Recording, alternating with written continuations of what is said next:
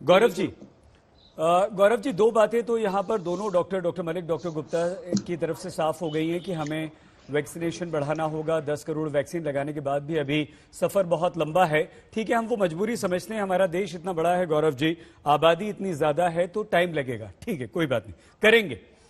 लेकिन गौरव जी, क्या ये बहुत अच्छा नहीं होता कि जिन 5 राज्यों में भी चुनाव चल रहे हैं, बंगाल में आज भी वोटिंग हो रही है, वहां सरकार खुद ये कहती कि हम कोई रैली, धरना नहीं, रोड शो नहीं करेंगे, रैली नहीं करेंगे, सड़कों पर नहीं निकलेंगे, आप अपने घरों में रहिए, सोशल मीडिया का इस्तेमाल करेंगे। आप केंद्र सरकार ने क्या काम किया आप भी अच्छी तरह से जानते हैं, बीजेपी क्या है, कांग्रेस क्या है, टीएमसी क्या है, लेफ्ट क्या है, सब जानते हैं।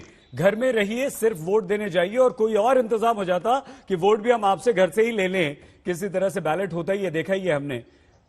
तो क्या बहुत अच्छा नहीं होता? एक शक होता है गौरव जी, देश की जनता ये शक करती है कि एक तरफ तो सरकार लॉकडाउन लगाती है और दूसरी तरफ बंगाल में खुद बड़े बड़े नेता निकल जाते हैं, विभिन्न राजनीतिक दलों के, हम बीजेपी की बात नहीं कर रहे हैं गौरव जी, सब निकल जाते हैं, रैलियां करते हैं, रोड शोज करते हैं, भीड़ लगती है, सोशल डिस्टेंसिंग नहीं होती, मास्क नहीं लगाया जाता है। तो सरकार की नीयत पे क्या शक नहीं होता है गौरव जी?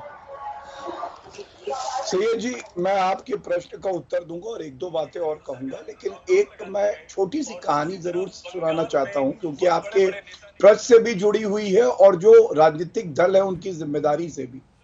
जंगल में एक बार आग लग गई तो एक चिड़िया अपने मुंह में पानी रख के जंगल की तरफ दौड़ रही थी और वो उसके बाद पानी फेंकती थी, दोबारा जाती थी, फिर पानी अपनी चोंच में लाती थी। तो वहीं जंगल में एक बड़े व्यक्ति ने कहा कि भाई, तुम्हारी चोंच में इस पानी से जंगल की आग थोड़ी ना बुझेगी। तो उस चिड़िया ने जो बात कही ना, वो राजनीतिक दलों पे और हर नागरिक पे लागू होती है। चिड़िया ने कहा कि जब मेरे साथ इतिहास लिखा जाएगा तो मैं चाहती हूं कि मेरा नाम उस तरफ आए जिसने जंगल में आग बुझाने का काम किया, लगाने का नहीं। और यही बात आज लागू होती है। आपने अच्छी बात कही कि आज जब चुनाव चल रहे हैं तो बिहार में भी हमने चुनाव कराए थे, लेकिन संक्रमण नहीं फैला। तो इलेक्शन कमीशन ऑफ इंडिया ने कल ही एक नोटिफिकेशन जारी किया है जिसमें उन्होंने कहा है 3 लोग बहुत जिम्मेदारी का जो है परिचय दे सकते हैं। पहला, इलेक्शन कमीशन ऑफ इंडिया, जो संविधान के तहत जिम्मेदार है कि क्या रूल्स रहेंगे, बायलॉज रहेंगे। दूसरा, सारे राजनीतिक दल कि अगर कोई रैली होगी, पब्लिक मीटिंग होगी तो सुनिश्चित किया जाए कि कोविड की गाइडलाइंस हो। और तीसरा, कार्यकर्ता और नागरिक खुद कि अगर मैं जा रहा हूं तो अपने आसपास भी देखूंगा और खुद भी मास्क लगाऊंगा, सैनिटाइज करूंगा, दूरी बनाऊंगा। लेकिन एक बात मैं और स्पष्ट कर दूं, क्योंकि यहां पे आया कि वैक्सीन कैसे बढ़ेगी, तो 3 कदम जो सरकार ने अभी उठाए हैं जिससे हम सुनिश्चित करेंगे कि वैक्सीन बढ़ जाए।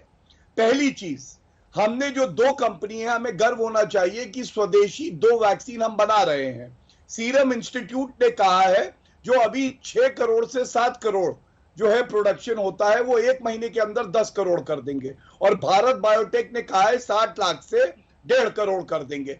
ये एक पॉजिटिव कदम है। दूसरा, नई वैक्सीन जो है वो सर्टिफिकेशन मांग रही है। सर्टिफिकेशन देना बहुत जिम्मेदारी का काम है, जल्दबाजी में जान ना चली जाए, ये भी हम ही को सुनिश्चित करना है। लेकिन ये बताया जा रहा है कि कुछ कंपनियां बहुत पास है कि उन्हें भी सर्टिफाई किया जाए। तीसरा, एक बात उठाई जा रही थी कि बाहर वैक्सीन क्यों भेजा जा रहा है, तो मैं संक्षिप्त में इतना ही कह दूं कि बाहर जो वैक्सीन भेजा जा रहा था वो तब भेजा जा रहा था कि भारत की सप्लाई ना रुके और अभी भारत के नागरिकों को वैक्सीन मिले, ये हमारी प्राथमिकता है। और 30 सेकंड केवल और ले लूं, मैं इतना कहूंगा, यहां डॉक्टर गुप्ता है, डॉक्टर मलिक है, आप लोग के जज्बे को सलाम है। और ये मैं क्यों कह रहा हूं, एम्स के डॉक्टर और केजीएमयू, मैं लखनऊ से आता हूं, संक्रमित हो गए, लेकिन वाकई अगर देवता का कोई रूप है तो हमारे देश के डॉक्टर्स हैं। और उन्हीं का मनोबल बढ़ाने के लिए मैं कोई नकारात्मक बात इस चर्चा में नहीं करना चाहता हूं। आप सबके जज्बे को सलाम है, जीत हमारी होगी, इस विश्वास से हम आगे बढ़ रहे हैं।